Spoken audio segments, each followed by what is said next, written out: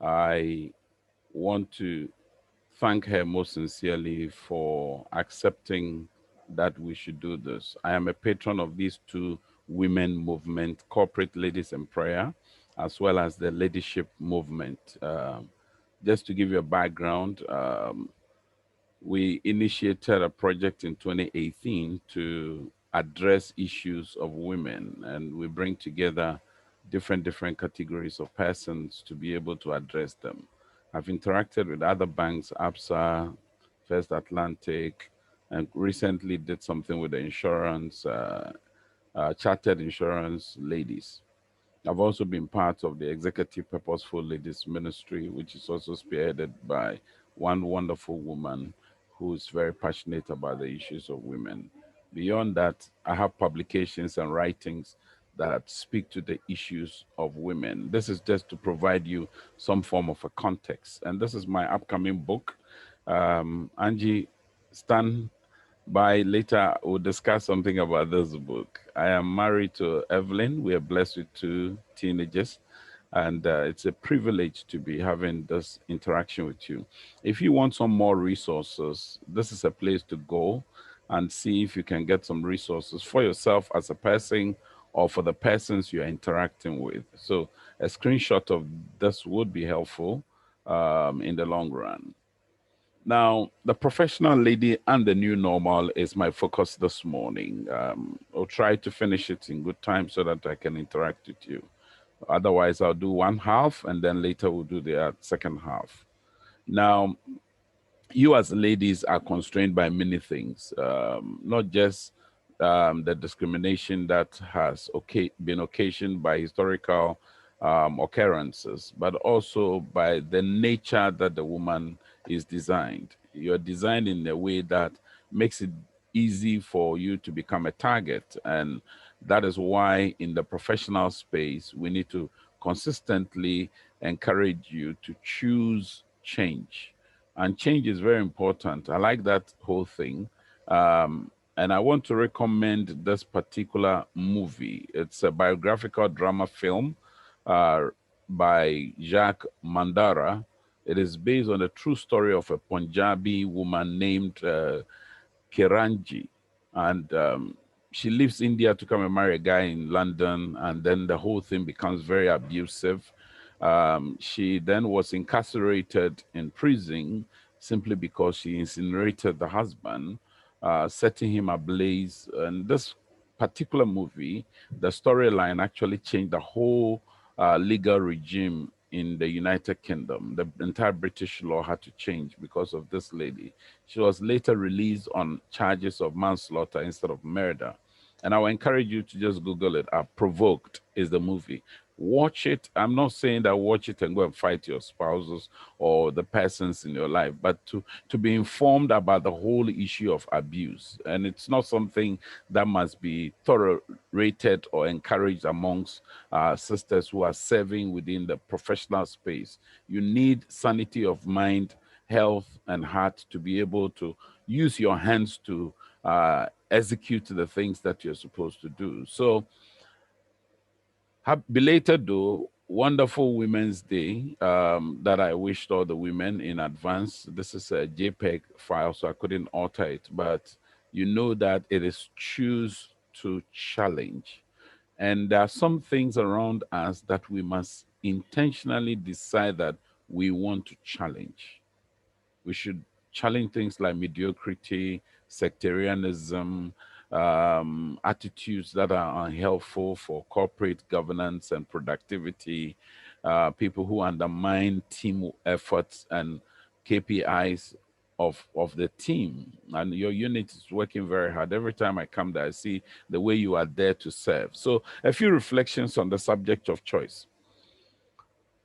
Roy Bennett says that attitude is a choice. Happiness is a choice. Optimism is a choice. Kindness is a choice. Giving is a choice. Respect is a choice. Whatever choice you make makes you. Choose wisely. And so this morning in the banking hall, you're going to make a lot of choices. I remember I was in one branch some years back. I won't tell which branch it was. in the queue, and I noticed that the lady in teller one looked a bit ruffled, and I was a bit worried. The way she was speaking to customers and the way customers were also exchanging stuff with her. So I went to the manager who was not far from there, personal manager, and then I spoke to her. It was him. I spoke to him and as I said, it looks like the lady in that teller area there doesn't look like somebody who is ready for the day's job. And he said, oh, yeah, yeah, yeah. 2 days now, she's struggling because she has a query, was unable to balance her accounts, and she had a shortfall of, I think, 14,000 cedis at that time. And it was a very difficult one. But then he said to me, oh, but the issue has been resolved because the leaflet of the check has been brought by the person. And I said, Chief, then why don't you go and whisper to her that the check has been brought? And I noticed the change by the time I got there. The lady looked very pleasant, very calm, very composed. So this morning, you're going to make some choices. And you must choose that which has disturbed you last night or the day before or any other day does not come between you and your customers, you and the work you're going to do. Steve Covey, he's one of my favorite authors. If you've heard of the book, Seven Habits of Highly Effective People, which I recommend highly for you, he says, but until a person can say deeply and honestly, I am what I am today because of the choices I made yesterday, that person cannot say, I choose otherwise. End of quote.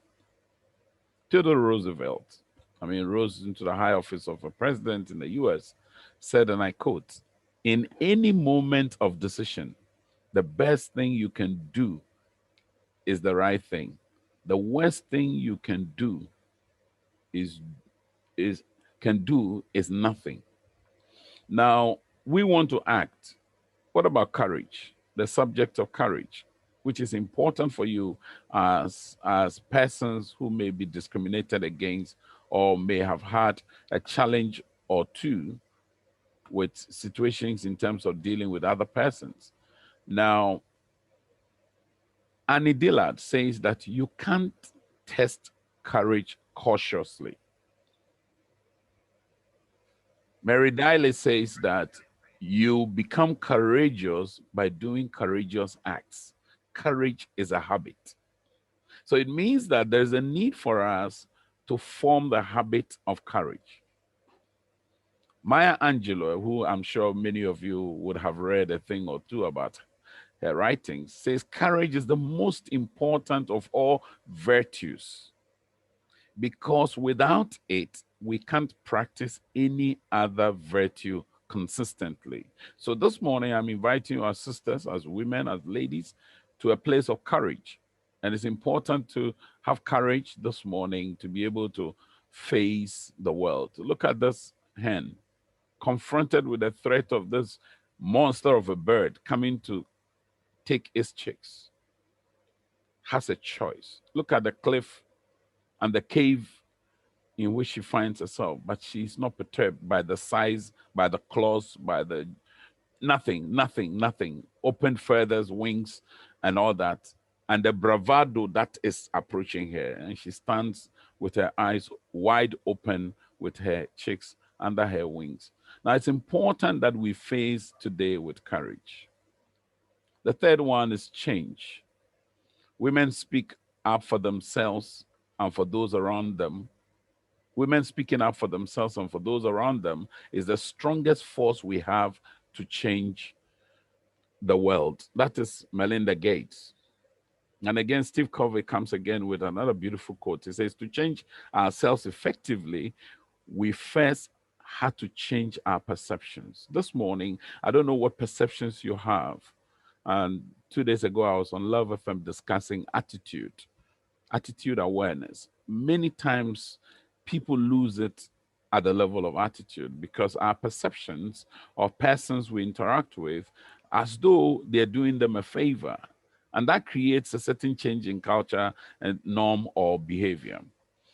Now, Steve Jobs, whom we know late though, Apple, he says, I have looked in the mirror every morning and ask myself, if today were the last day of my life, would I want to do what I'm about to do? And whatever the answer has been, whenever the answer has been no, for too many days in a row, I know I need to change something. I'm sure you looked in the mirror this morning and this will resonate with you. So we have a choice between menus that are served us, to go for the high proteinaceous ones or to go for the heavy vegetable and plant-based option. It's a choice. Once you set something, you've got to have the courage to make a choice, and the choice is ours to make this morning and this day. What about change? There are a few things whenever there is change occurring, we must ask ourselves. And I propose that change for us as human beings can be a chore, can be hard work, can be very difficult, can be cumbersome, but we have to endeavor strenuously for the change. I'm not in a hurry to finish the entire package. Hopefully, we can do another session and another session to slowly digest and distill this. Because I believe that every woman needs this in the corporate space, because I counsel a lot of corporate women. I think that the stress is just too much on you. The pressure is just too much on you. And many of you are misunderstood. People don't understand your situation, and you don't get the support that you actually need. The first question is there a need for a change? I want you to ask yourself this morning, is there a need for me to change the way I work? Is there a need for me to change the methodology, the approach, the way I carry myself? Is there a need for the change? Is there a need for change?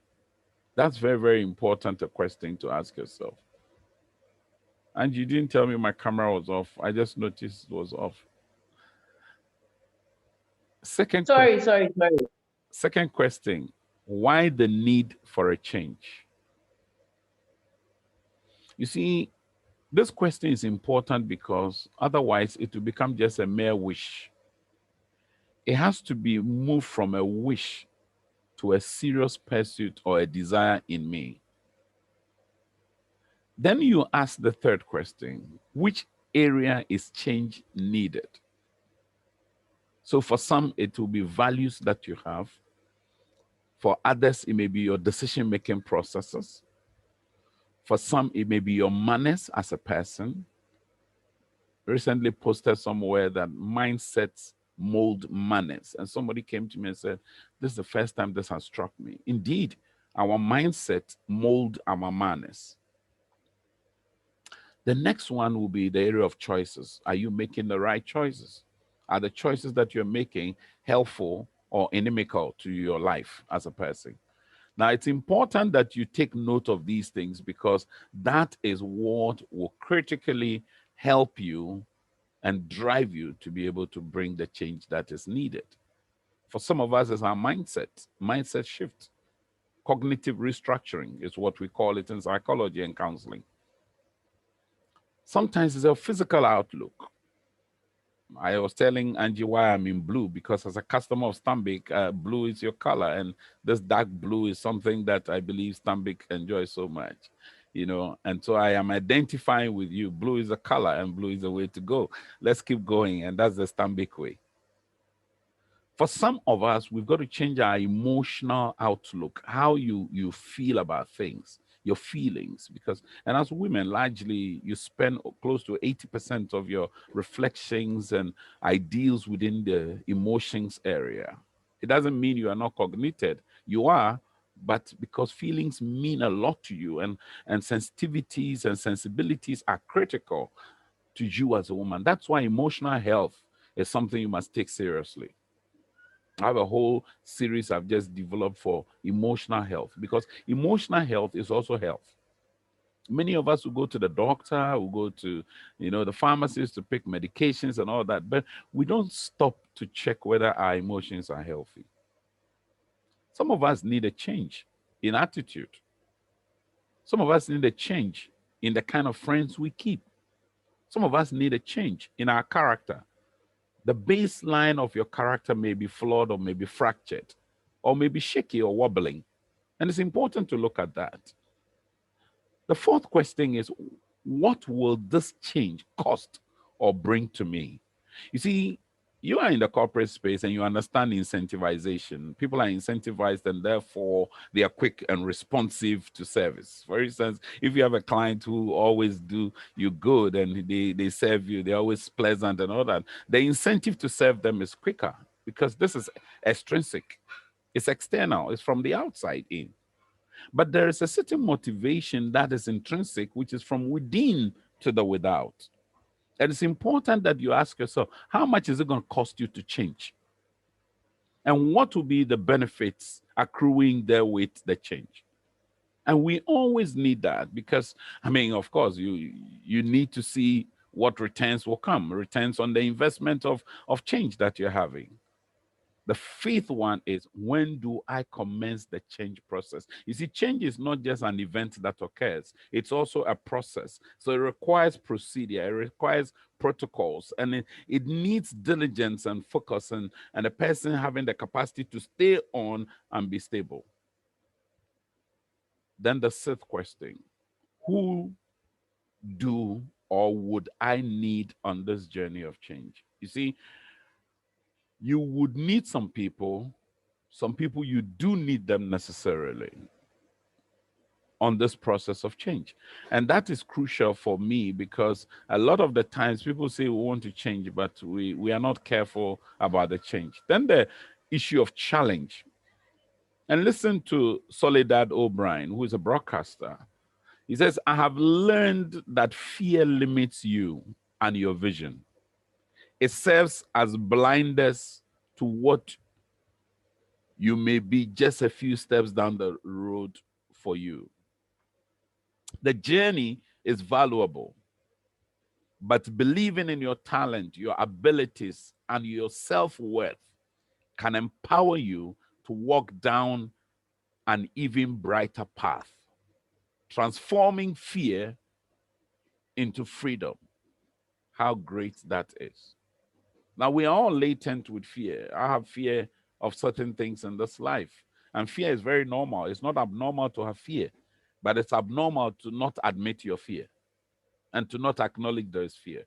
I remember I had a very harrowing experience of an accident, and I told my wife I was struck with fear. Fear had struck me. And she added her faith to my fear. And here I'm sitting with you today. I was afraid of the process and the procedure that the maxillofacial specialist was going to put me through because I'd hit my jaw to the side of a culvert and didn't know what was going to come. And the prescription was that they were going to put wire gauze in my jaw to help me to stay intact. And that meant that I wasn't going to be able to speak for 6 months. And as a public communicator, not speaking for 6 months is a nightmare. So fear is normal, but not having fear is unusual. Ariana Huffington, who founded the Huffington Post, those of you who know about the Huffington Post, it's a very famous, very popular, very active online plus print outfit. And this is what Ariana says. We need to accept that we won't always make the right decisions, that we will screw up royally sometimes. Understanding that failure is not the opposite of success. It is part of success. End of statement. Now, I want you to get yourself out of that quandary that people find themselves that when I screw it up, then I'm a mess. You're not a mess. Too many of us have found that. And because of that happening to people, it is important that you get to a point of appreciating that the fact that you failed at something does not necessarily mean you are a failure. And that is why you must see failing as part of a success process. It's not, and look at it. This woman is faced with an obstacle. The other sports lady is faced with an obstacle. It's a challenge that they have taken on. I was just watching a video that a friend sent to me of a lady carrying tomato and riding a bicycle and carrying a baby behind her. And that's the symbol of strength of womanhood. And it's one reason that I never shy away from engaging women, because I believe that men have a duty to encourage our sisters and to share companionship with us and without feeling competed against. And indeed, I have always said that the success of women has a way of casting a shadow on men as well who come into their lives. So there's no point in jostling women out of the space when they are rising. Women should keep rising. Let them rise. There's enough for everybody. There's enough for men. There's enough for women. There's enough for boys. There's enough for girls. Now, substantively, here we go.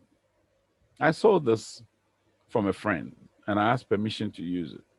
And she says, I want to be a woman who overcomes obstacles in faith rather than tiptoeing around them in fear, who worships in awe of your goodness instead of worrying about what ifs.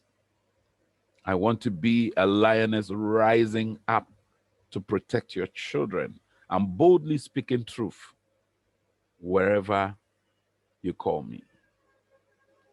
And I want to encourage you to make this your avowed aspiration, your dream as a woman. You are a lioness. And as a result of that, in this new normal that we find ourselves, there are a few thoughts you must think through very carefully. First, most of us have never been here before. Where we sit right now, the world dynamics, corporate dynamics, change in lifestyle, change in many things, we have never been here before. And we are never going to be the same after this pandemic. It is a reason why we need to quickly realign the ways we do things and the way we work. And many are struggling to adapt to the new change. Many of us are resisting the change. And I like something Dr. Otabo once said. He said that when change comes and you do not recognize change, change changes you against your will and it changes you crying. And many people are crying as they change along. The world has been shifted away from what its inhabitants are or were used to. And that's the shift is drastic. And for many, it's overwhelming. But whilst we count our numerous losses in this new normal, we must not also forget to consider our boundless blessings. It's, in fact, I mean, I have done over 110 Zooms sitting in the comfort of my room without having to drive through traffic. And guess what? It's taking me to close to about 26 different nations sitting in my room. I never had that opportunity. Of course, I've traveled widely to speak and address different meetings, but not like within this pandemic. In fact, I arrived from Rwanda, and just a week thereafter, there was a lockdown in Ghana. And so there's a boundless blessing that has come our way as a result of this pandemic. And many new businesses have been found and discovered. Many new products have come. Many new words have even come. I mean, there are words that, you know, herd immunity and all those kinds of things were not things people were discussing, but today people are talking about it. And so what are the realities in this new normal? And that's where I'll rest my case. And then if you have a question or two, I'll take them.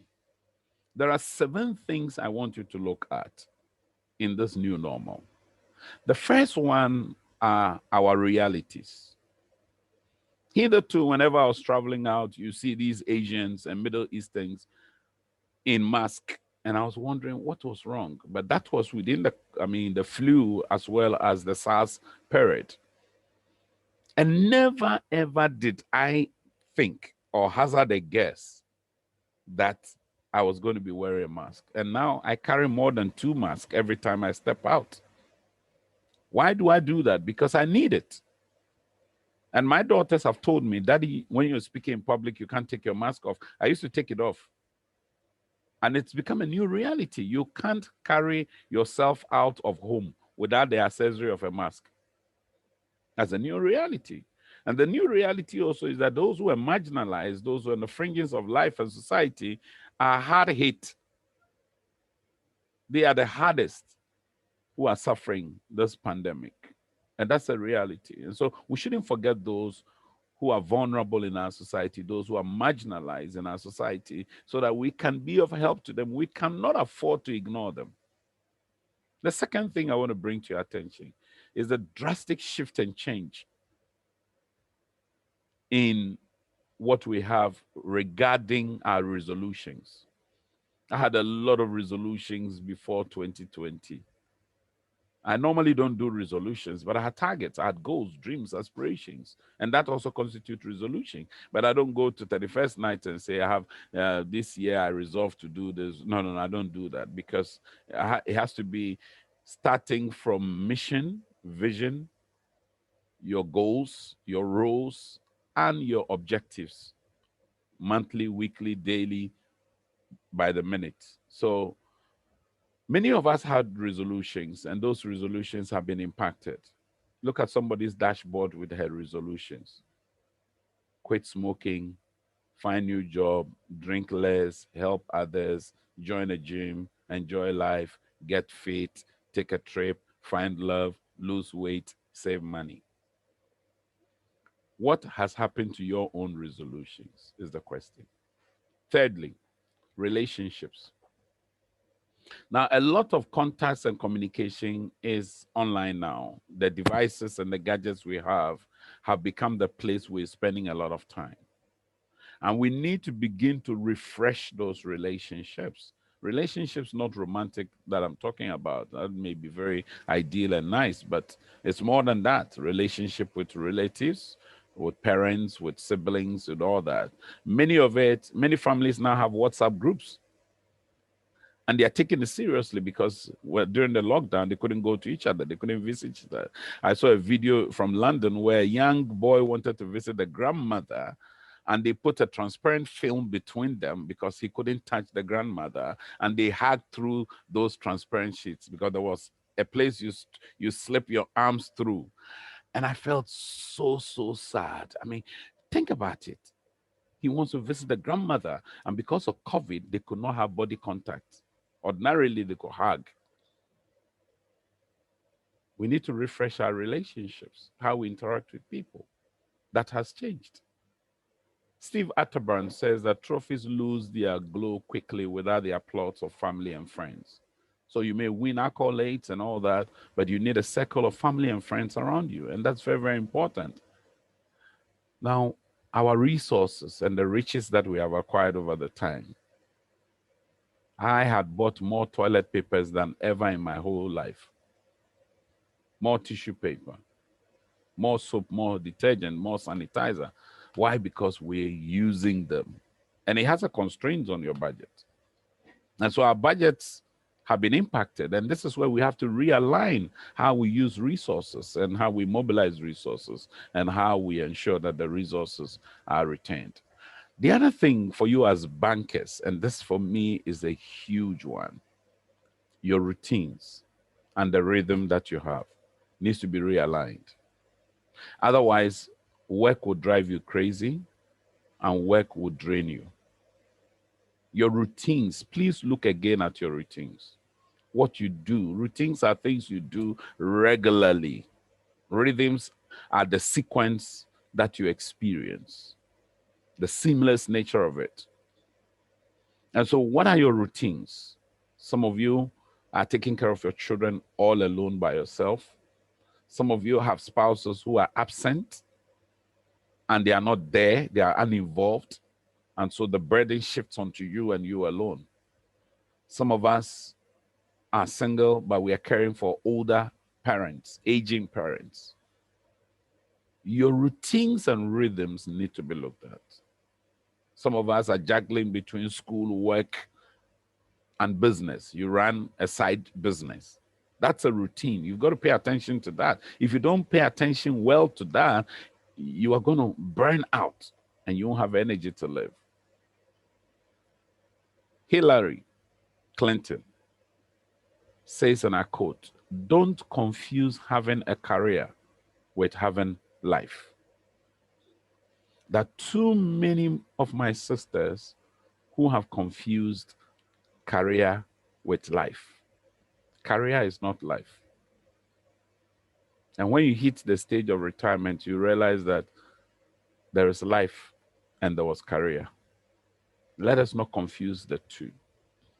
All there is about life is not about career. There is life to be lived. And I wish you all the best when you begin to distinguish the two. And the next one is rest, relaxation, and recreation. A colleague of mine just sent me a text that she needs rest. And I said, please take it once you need it. Please find time to rest.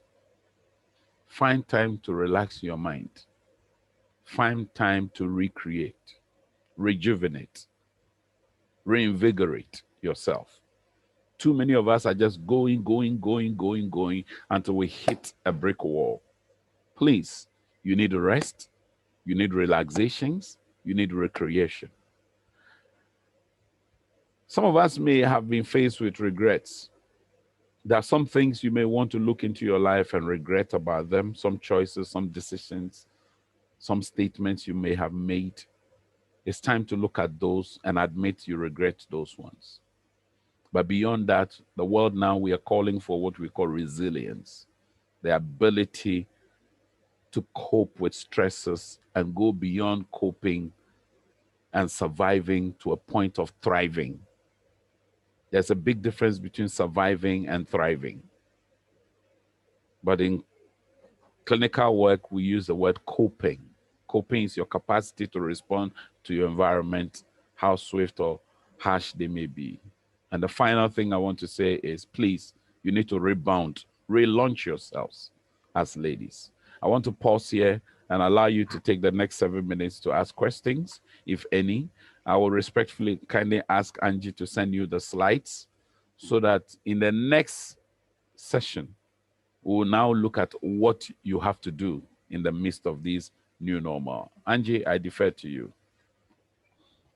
Thank you. Thank you. Thank you. Thank you. Thank you very much. Wow. I have my ladies, but me, I'll go first. Also, if you don't mind. Please do. So my question is, I mean, you see yourself waking up and you have this routine and rhythms that you are talking about.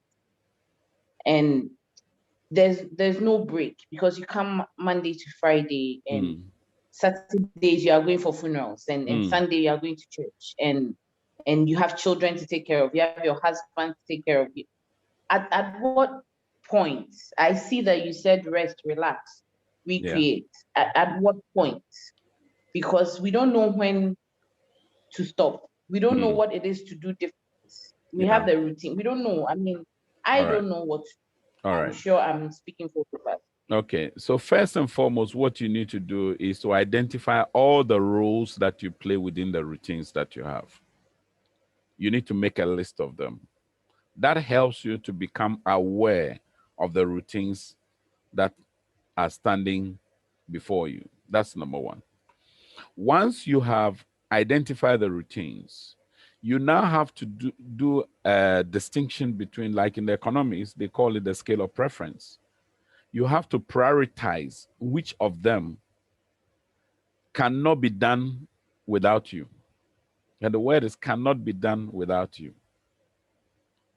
And then you also distinguish between what can be done with your guidance without necessarily you being present.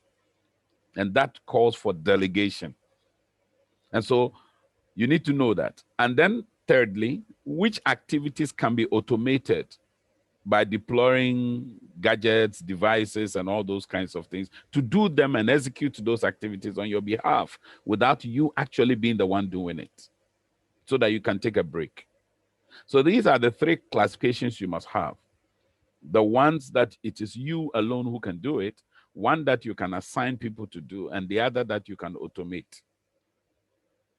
The one that you have to automate sometimes will have to cost you money. I remember when we started, we decided that we won't have domestic assistants in our home, and we were going to juggle it between ourselves. And I used to do the laundry on Mondays. You know, at a point, I realized that doing the laundry was becoming very hectic, so I had to buy a washing machine. I have automated it. And so when the washing machine is working, I can sit somewhere and relax or read or do something, rest my mind, give your eyes break and stuff like that. I mean, you do a lot of screen work. It's part of your routines. You're constantly online doing this, doing that, doing that. So you got to get to a point where you tell yourself, I'm giving my eyes 1 hour break from phones or devices. You see, until it is done intentionally, it will never happen. So you need awareness of your situation, and you need intentionality to be able to declassify the activities, disaggregate them so that you know which ones are essentials and which ones are non-essentials. Because sometimes, I mean, I get a lot of invitations. I mean, you won't believe it. Many people look at my flyers on my status and say, he's speaking here, he's speaking there. But I intentionally take time to take break. So my home, for instance, is not open to visitors unless I have prior arrangement. But many of us don't have that kind of discipline. So if somebody wants to pass by, they're walking here and they want to pass by, they come. They come and occupy your time, take your space. And no. I won't encourage that. Angie, I hope I've answered your question. You have. All right. So ladies, we have like 3 minutes or 2 minutes. Yes. Any more questions? And Sandra, small Sandra, Ellen, Salome, Evelyn. Any questions? And Sandra, over to you.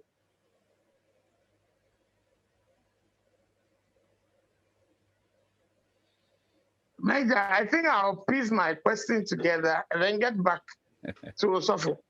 Auntie Sandra, how are you doing? I'm doing great. And you? Lovely. I'm abounding in mercy. I'll go through the slides again and then I'll get back. Please do. So I'll put my contact up again on the screen. I mean, in case you want to send it directly to me, anybody who wants to send it directly, you can do that. That should be towards the latter. So also, I take it that we didn't finish, so we have another chance. We have another chance, yes. Okay, so we should dialogue and then get back. Yes, take a decision and let me know. Yes, please. So that's my contact, and you can keep it. If you want to. Have you recorded the one we just did? Is it recorded? Yes, I have actually recorded it for you. So I'll send it to Angie. So when I go back, I can just go back and reflect on it again. Exactly. I'll send it to Angie once we are done. Okay. So I'll surely get back. All right. So that's my WhatsApp line as well. You can keep it if you want to send me some private questions. Okay. So that I can address it anonymously. Yes, I can address same anonymously. Okay, so. Thank you so much, Angie. Thank you, ladies. Thank you very much. Thank you so much. Have a wonderful weekend experience today. And may nobody come to disrupt your work. Amen. On this note, we say thank you to all and wish you a wonderful time. Thank you. So nice having you this morning. It's a refreshing moment for me, myself, interacting with you ladies. Okay. All right. Okay. Also, I'll call you. All right, Angie. Thank you. Bless.